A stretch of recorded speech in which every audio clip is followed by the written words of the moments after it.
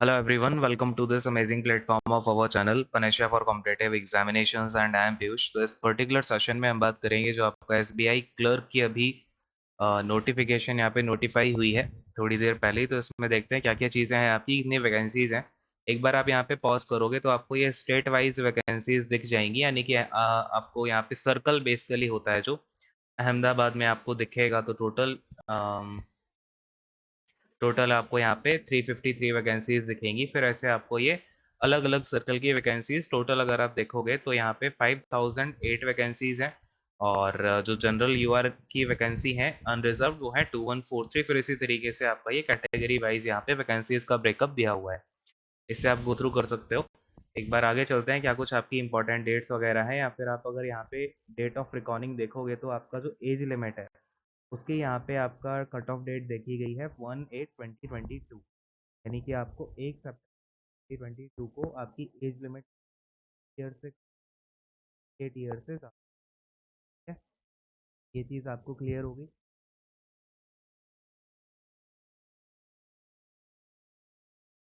कोई भी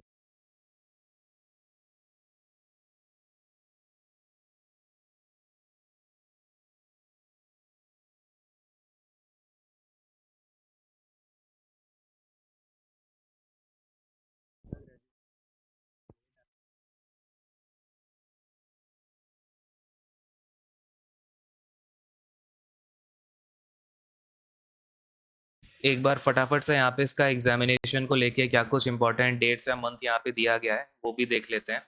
तो सबसे पहले आपका ये एग्जामिनेशन जो है नवंबर 2022 में होगा, और मेंस का एग्जामिनेशन आपका ये दिसंबर 2022 में हो जाएगा या जनवरी के फर्स्ट वीक में, और जहाँ तक है आपका ये दिसंबर के लास्ट वीक में ही हो जाएगा। और ये आपको उसके आई गेस 3 to 4 मंथ में आपकी ज्वाइनिंग भी करा देंगे। क्लियर है? तो ये इनका जो है यहाँ पे डेट का शेड्यूल है। और थोड़ा सा आगे आते हैं, एग्जाम पैटर्न की बात करेंगे। तो यहाँ पे आपका 2 फेजेस में एग्जाम होगा, एक तो आपका प्रीलिम्स का एग्जाम होता है और दूसरा आपका मेंस का एग्जाम होता है इसमें। तो सबसे पहले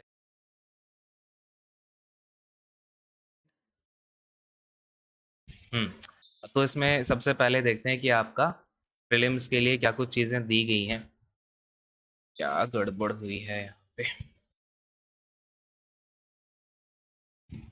एक्चुअली में ये आई गेस कोई विंडो में यहाँ पे यार प्रॉब्लम आ गई है, तभी आपके मैं सेशंस भी नहीं ले पा रहा हूँ, आपने देखा होगा। तो यहाँ पे प्रीलिम्स में क्या है, 100 मार्क्स का आपका ये पेपर होगा 1 आवर का, जिसमें आपको इंग्लिश का 30 क्वेश्चन होंगे, न्यूमेरिकल एबिलिटी के 35 होंगे, रीजनिंग के 35 होंगे।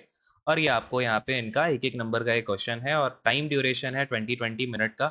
सेम यही आपका जो एग्जाम पैटर्न होता है आईबीपीएस पीओ का होता है, वो थोड़ा सा हायर लेवल पे है, और एसबीआई क्लर्क थोड़ा सा नीचे लेवल पे होता है। आपने देखा एबीपीएस पीओ में भी 7K+ के लमसम वैकेंसीज हैं, तो काफ़ी अच्छा आपके पास में चांस है अगर आप बैंकिंग में जा रहे हो।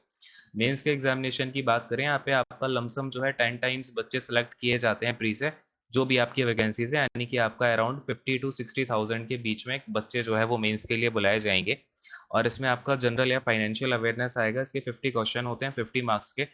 जीके आपका जो इंग्लिश होता है इसमें 40 क्वेश्चंस होते हैं अगेन, देन क्वांटिटेटिव एप्टीट्यूड के 50 क्वेश्चंस होते हैं, रीजनिंग के 50, टोटल 190 क्वेश्चंस होते हैं, और ये आपके 200 मार्क्स के होते हैं, क्योंकि आप देखोगे रीजनिंग और कंप्यूटर एप्टीट्यूड यहाँ पे 60 मार्क्स का होता है, 50 क्वेश्चन 60 मार्क्स के।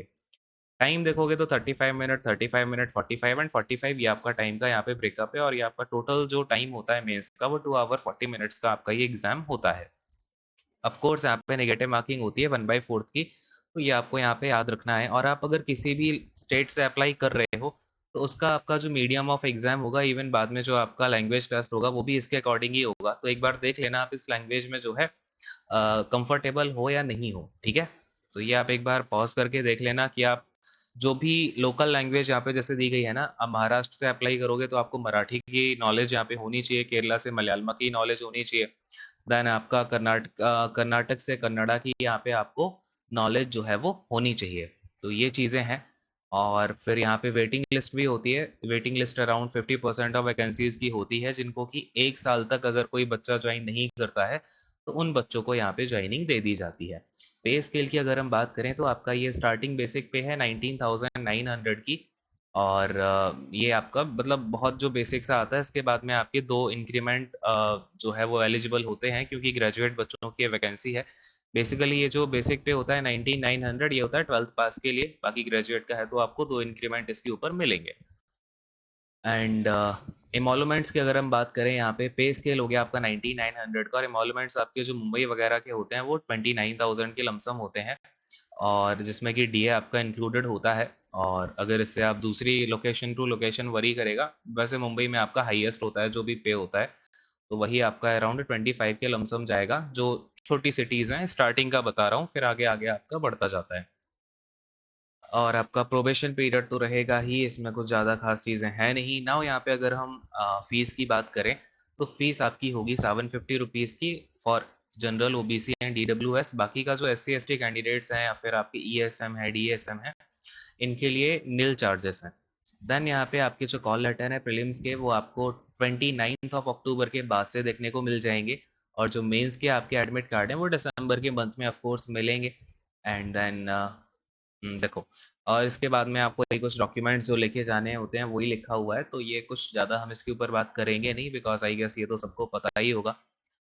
और चीज़ों को अगर हम देखें यहाँ पे, तो ये देखो, आप एक बार पॉज करके देख लेना कौन से स्टेट में कहाँ पे एग्जामिनेशन सेंटर होगा। वैसे हर स्टेट में अच्छे खासी जगह यहाँ पे इनके एग्जाम सेंटर्स होते हैं, बिकॉज ये एग्जामिनेशन आपका आईबीपीएससी कंडक्ट करा रहा होता है। क्लियर है? तो ये तो आपकी सारी की सारी इन्फॉर्मेशन हो गई जो भी रिलेटेड है अपना एसबीआई क्लर्क से। अगर आपको कोई डाउट होता है तो आप नीचे वो कमेंट सेक्शन में छोड़ देना, अगर आपको इससे रिलेटेड कोई भी डाउट है।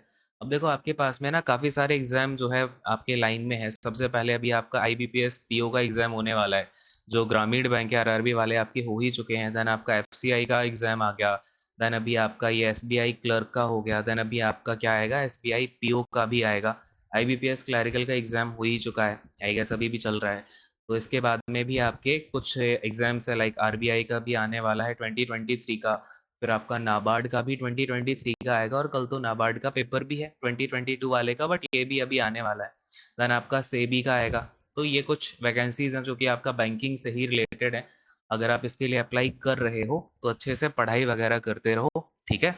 और इसके अलावा अगर आप दोनों ही एग्जाम्स देते हो एसएससी के भी, तो ये एसएससी सीजीएल का भी एग्जाम आपको पता है दिसंबर में ही होने वाला है। सीपीओ का एग्जाम भी लाइंड अप है आपके पास में। इसके अलावा आईसीएआर का जो प्रीलिम्स का एग्जाम हुआ, वो मेंस का भी दिसंबर या जनवरी में ही लगेगा। तो देखो, कॉन्टिन्यूसली पढ़ते रहो अच्छे से, आपके पास में अभी अपॉर्चुनिटीज़ है, इसके बाद में नहीं पता कब तक अपॉर्चुनिटीज़ आएंगी, तो आप इसको ही अपना मोटिवेशन फैक्टर बना सकते हो, ठीक है। बाकी की चीज़ें यही हैं, कोई डाउट हो तो कमेंट सेक्शन में पूछना। एंड करता हूँ इस सेशन को। Thank you so much, God bless you all, take care and bye bye.